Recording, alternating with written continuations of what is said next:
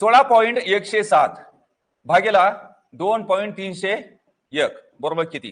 तर आता लिहिताना बिंदास हे जे पॉइंट आहे का नाही कुठं पळून जात नाही. लक्ष द्या. 16,107 जसे तसे लिहा.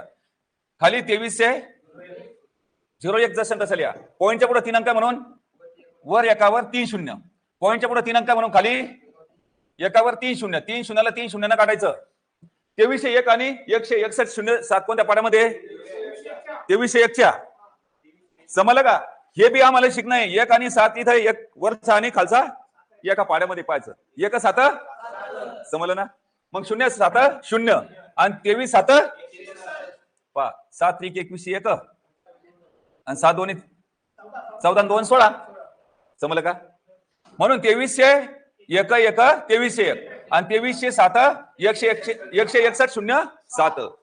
आता त्याच्यानंतर काय करायचं? 7 1 7 1 1 1 7.1 म्हणजे किती? 7.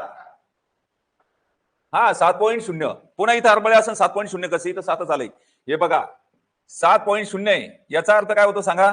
70 आपण पॉईंटच्या पुढे अंक 1 0 कटलं का नाही? हा 7.1 म्हणजे किती? 7 म्हणजे 7 म्हणणं काय 7.0 म्हणजे काय? एकच.